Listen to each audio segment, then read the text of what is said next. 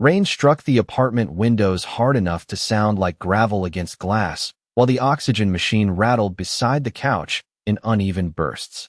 Claire Bennett stared at the blinking red battery light and felt panic tighten around her ribs.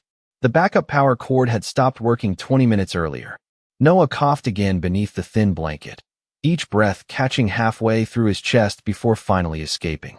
The sound did not even resemble a normal child's cough anymore. It sounded smaller, weaker, dangerous. Claire pressed trembling fingers against his forehead and swallowed hard at the heat burning through his skin. Lily slept beside her brother with one hand wrapped around Claire's sweater sleeve, as though even in sleep she sensed something was wrong. The apartment smelled faintly of menthol rub, wet drywall, and cold air leaking through cracked windows. Somewhere above the kitchen sink, water dripped steadily into a metal bowl because the ceiling leak had returned again. Claire checked the microwave clock, glowing 2:13 a.m. Then she checked her bank account for the fourth time in 10 minutes, even though she already knew the number by heart. $11.40. Payday was still 3 days away. Noah's inhaler rested nearly empty on the coffee table beside a stack of overdue bills she no longer had the energy to hide from herself. She rubbed her face tiredly before unlocking her phone. Her older brother usually helped when things became impossible, but even typing the message made humiliation burn painfully behind her eyes. Jason, I am sorry. I know you already helped last month, but Noah's breathing is getting worse and I need enough formula and medicine for the twins to get through the week. I will pay you back Friday. I swear. Claire stared at the message for several seconds before pressing send. The text disappeared instantly. So did the last piece of pride she had left. She leaned her head against the couch cushion and closed her eyes while sirens echoed through the rain-soaked Chicago streets outside. 27 years old, 2 children, 2 jobs, and somehow still drowning. Her phone buzzed less than 30 seconds later. Claire frowned immediately. Jason never answered this fast. She looked down at the screen. Unknown number. Are the twins boys or girls? Her stomach tightened instantly. Claire sat upright and reread the message twice. Then 3 times. Maybe she typed the wrong number. Maybe someone was playing a cruel joke. She quickly typed back. I am sorry. I think I texted the wrong person. 3 dots appeared almost immediately. You did. Claire exhaled shakily and reached to turn her phone off when another message appeared. But tell me something first. Are they safe right now? The question hit harder than she expected. Claire looked toward Noah's small body curled beneath the blanket while the oxygen machine sputtered unevenly beside him. For a moment, she could not answer because the truth terrified her. She did not know if they were safe anymore. Across downtown Chicago, 70 floors above the storm-soaked skyline, Ethan Cole stood alone inside the glass walls of his office, staring at the glowing phone in his hand. The Billionaire chief executive officer never answered unknown numbers. Never. Yet his eyes remained fixed on one name inside the message thread. Claire Bennett. Slowly, Ethan opened the old emergency contact file sitting beside his laptop. The same name stared back at him from a faded document dated nearly 4 years earlier. Ethan's jaw tightened while thunder rolled over the city. Then his phone vibrated again. Claire's reply appeared on the screen. No, they are not safe. The city lights reflected against Ethan's office windows in cold silver lines while rain blurred the skyline outside. Most people saw Ethan Cole as untouchable. The billionaire founder of Cole Biotech. The man who turned one pharmaceutical patent into a multi-billion-dollar medical empire before turning 40. Investors called him brilliant. Reporters called him ruthless. Employees called him impossible to read. None of them knew the truth. Ethan spent the last 4 years carrying guilt like a second heartbeat beneath his ribs. Daniel Cole disappeared from the family long before the accident. Refused the money. Refused the company. Refused everything connected to the Cole name. And now somehow, in the middle of a freezing storm at 2 in the morning, a stranger with frightened text messages and sick children pulled Daniel's memory back into the room like a ghost. Ethan lowered himself slowly into the leather chair behind his desk and stared again at the old emergency contact form. Claire Bennett. Same spelling. Same city. Same age range Daniel once mentioned during one of their rare conversations years ago. Ethan remembered the last thing his brother ever said to him. Not everyone wants to be rescued with money, Ethan. At the time, Ethan dismissed the comment as another argument about privilege and power. Tonight the memory sat heavier. His phone buzzed again. Claire, I am sorry for bothering you. I will figure something out. Ethan immediately typed back. Do not turn your phone off. 3 dots appeared, disappeared, then appeared again. Why are you helping me? Ethan stared at the question longer than he expected because he did not have an answer that made sense. Because something about this situation felt wrong. Familiar. Because the thought of children sitting in a freezing apartment while he stood surrounded by glass and millions suddenly made him feel sick. Ethan pressed the intercom button on his desk. Marcus. His head of security answered immediately despite the hour. Sir, run a background check on Claire Bennett. Quietly. A pause followed. Problem. Ethan looked again at the message thread. I do not know yet. 10 minutes later Marcus called back personally instead of texting. No criminal record. Pharmacy technician. 2 jobs. Late rent notices. Children's hospital debt. Neighbors reported heat complaints to the landlord twice this month. Ethan closed his eyes briefly. Anything else? Marcus hesitated. Sir, there is also a death certificate connected to Daniel Cole from 4 years ago. Silence settled heavily across the office. Ethan looked toward the storm outside before speaking again. Prepare the limousine. Another pause followed. Your usual driver? No. Send Walter. Ethan stood and grabbed his coat from the chair behind him. Also contact St. Vincent Private Medical Center. Cole Biotech still owns part of the pediatric wing. Tell them I need emergency respiratory staff ready tonight. Understood. Marcus hesitated again. Sir, if the media notices your vehicle leaving this late, I am aware. Ethan ended the call before looking down at Claire's final message again. You really do not have to do this. Ethan typed slowly. Yes, I do. Across the city, Claire sat on the apartment floor while Noah's breathing grew rougher beside her. Her phone battery had dropped to 6%. She almost ignored the headlights flashing through the rain outside until tires stopped directly in front of her building.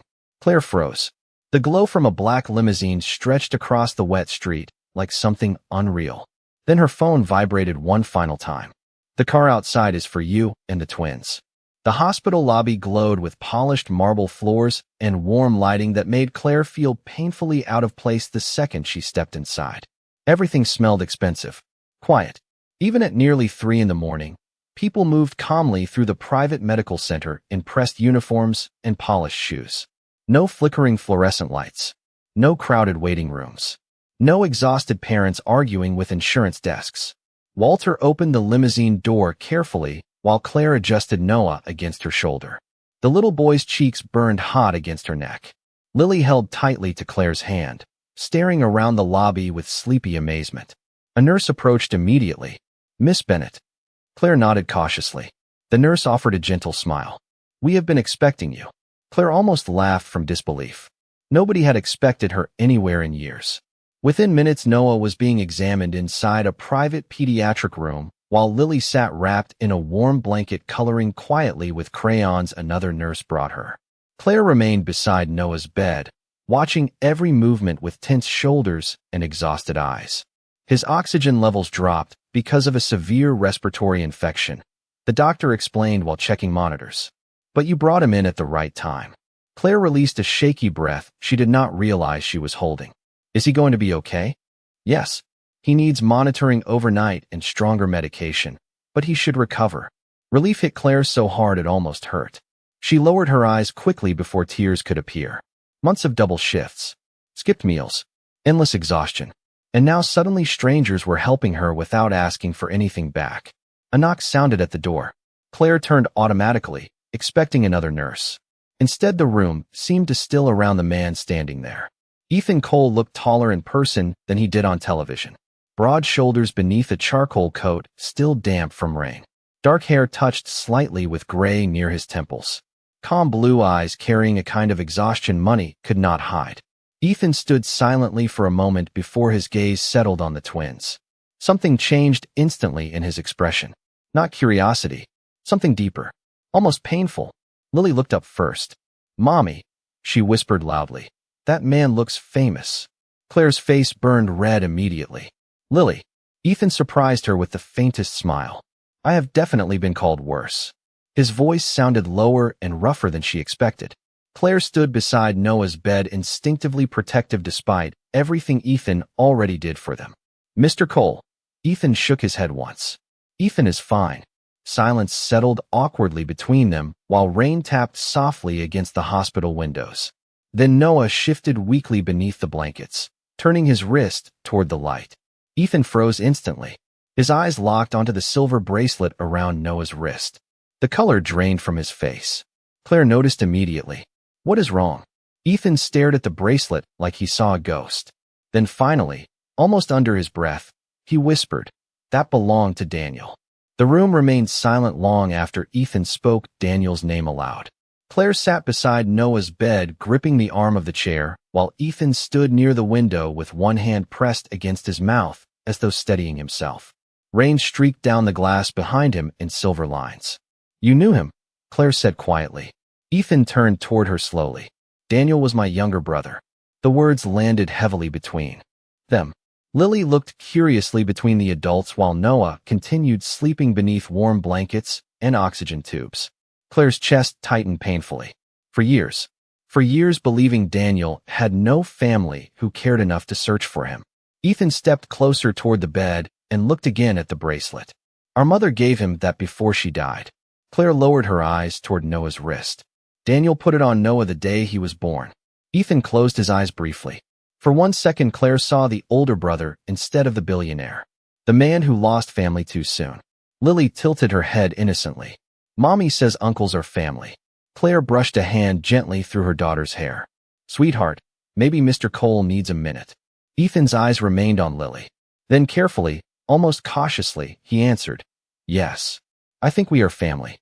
Lily smiled instantly and hugged her stuffed rabbit tighter. Ethan looked toward the twins with an expression Claire could not fully understand. Grief, wonder, regret, maybe all three at once.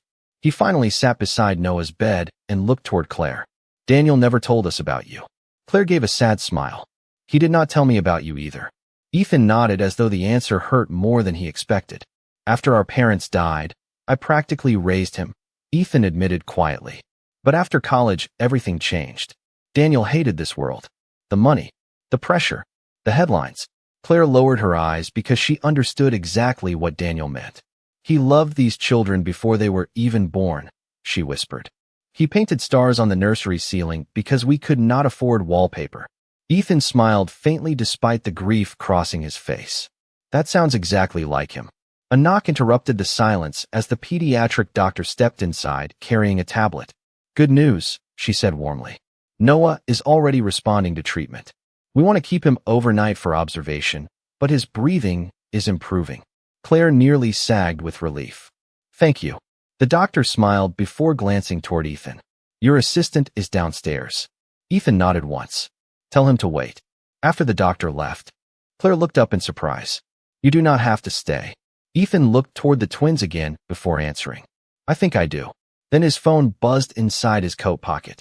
Ethan glanced at the screen, and for the first time that night, Claire watched all warmth disappear from his expression. The message came from the company attorney. "If Daniel Cole has surviving children connected to the estate, this creates immediate legal exposure." By sunrise, the storm finally passed over Chicago. Pale winter light spilled softly through the hospital windows, while Noah slept peacefully for the first time in days.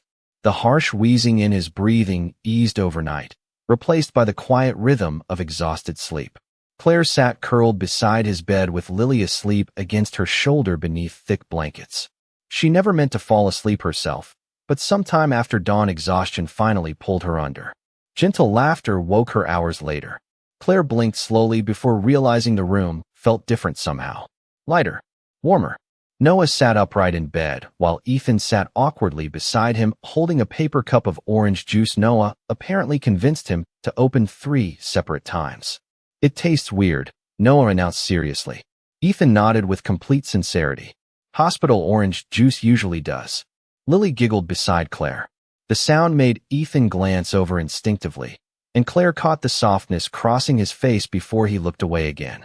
For a man who controlled boardrooms filled with powerful executives, Ethan seemed entirely unprepared for 2 small children asking endless questions before breakfast. "Do you own a castle?" Lily asked curiously. Ethan blinked once. No, a spaceship. Noah added hopefully. Also no. Lily narrowed her eyes suspiciously. Then why are you on television? Claire almost laughed out loud. Ethan leaned back slightly with the faintest trace of amusement crossing his expression. That is actually a very fair question. For the first time since Claire met him, Ethan did not look like a billionaire. He looked like Daniel, not only because of the resemblance. Smaller things. The patience. The dry humor. The way he listened carefully. When children spoke as though every sentence mattered. Claire felt her chest tighten unexpectedly. A nurse stepped inside carrying discharge papers and medication instructions. Good news, she said warmly. Noah can leave this afternoon. Relief washed visibly across Claire's face. Thank you. The nurse smiled before leaving again. Claire gathered the paperwork while mentally calculating bus routes, prescriptions, groceries, and missed work shifts. Reality was already crashing back in. Ethan noticed immediately. What is wrong? Claire forced a smile. Nothing. Ethan studied her quietly. Claire. She lowered her eyes toward the papers in her hands. I cannot afford to miss more work. In my apartment, embarrassment crept painfully into her voice. The heat still is not fixed. Ethan's expression darkened subtly. You are not taking the twins back there tonight. Claire opened her mouth immediately. Ethan, I cannot just accept. You can. Ethan interrupted gently but firmly.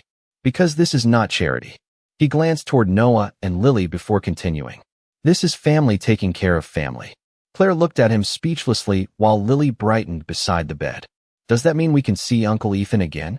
Ethan stared at the little girl for one stunned second before answering quietly. Yes, I think it does. Then his phone buzzed again.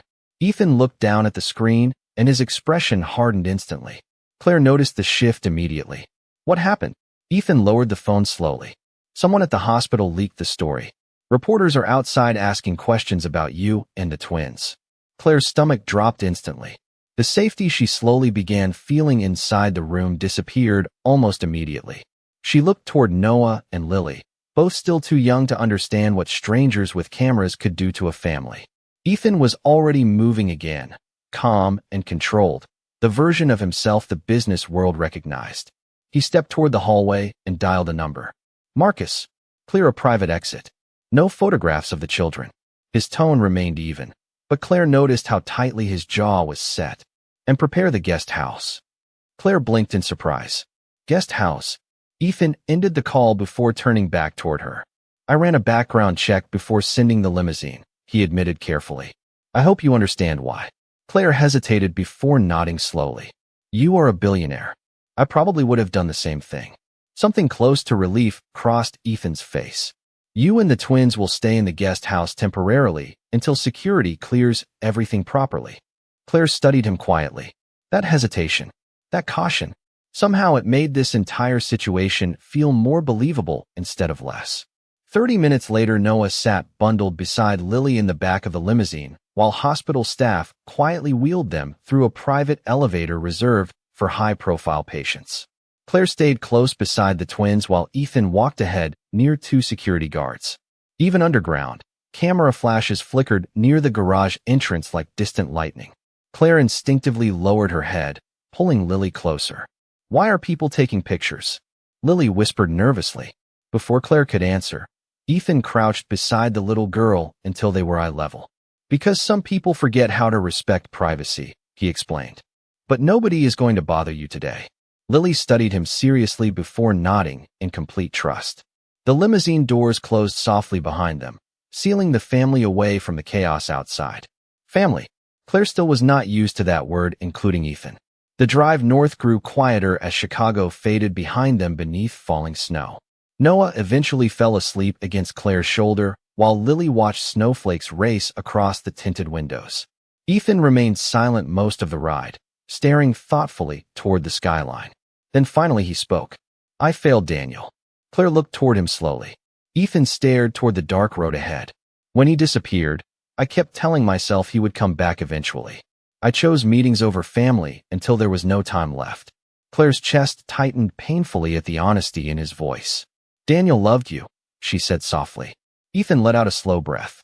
I hope so. Nearly an hour later. The limousine passed through iron gates and followed a winding driveway lined with snow-covered trees wrapped in soft golden lights. Claire stared quietly as the enormous estate slowly appeared through the snowfall. Warm windows glowed against the winter sky, like something from another world entirely. "Mommy," Noah whispered sleepily while staring outside. "Is this where rich uncles live?" Ethan laughed softly under his breath before Claire could answer. The sound surprised even him. But when the limousine finally stopped, Ethan did not lead them toward the mansion. Instead, he guided them toward a smaller stone guest house tucked behind the main property. Warm light glowed through the windows, while security staff waited discreetly nearby. Claire noticed cameras positioned around the property and 2 guards quietly checking vehicles near the gate. Realism settled across the situation for the first time. This was not fantasy. This was a billionaire trying to protect children connected to a public family name. Inside the guest house, warmth wrapped around Claire almost painfully after weeks of cold apartments and sleepless nights. Lily immediately curled beneath a blanket near the fireplace, while Noah stared sleepily at the Christmas lights outside the windows. Ethan remained near the doorway for a moment before speaking. "My board members are already asking questions." Claire looked up immediately. "Because of us?" Ethan nodded once. If the media discovers Daniel had children connected to the Cole estate, lawyers and investors will start circling immediately. Claire's stomach tightened. "Then maybe we should leave before this becomes a problem." Ethan looked toward the twins before answering. "You are not a problem." His voice carried enough certainty to make Claire unexpectedly emotional. Later that evening, snow continued falling softly beyond the windows while the guest house settled into quiet warmth. Claire stood beside the small kitchen counter watching Ethan review security reports spread across the dining table. For the first time all day, he looked exhausted. Truly exhausted. "You should sleep," Claire said softly. Ethan glanced toward her with tired eyes. "My legal team thinks I should distance myself from all of this immediately." Claire lowered her gaze. "Maybe they are right." Ethan stared at her for a long moment before speaking. "Daniel died alone. I am not repeating that mistake with his children." The words settled heavily between them. Upstairs, Lily wandered sleepily into the room, clutching her stuffed rabbit. "Uncle Ethan?" Ethan immediately looked up. "What is wrong?" Lily rubbed her eyes.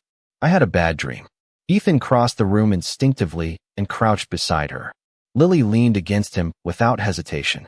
Ethan held the little girl carefully while she rested her head against his shoulder, already drifting back toward sleep. Claire watched silently from across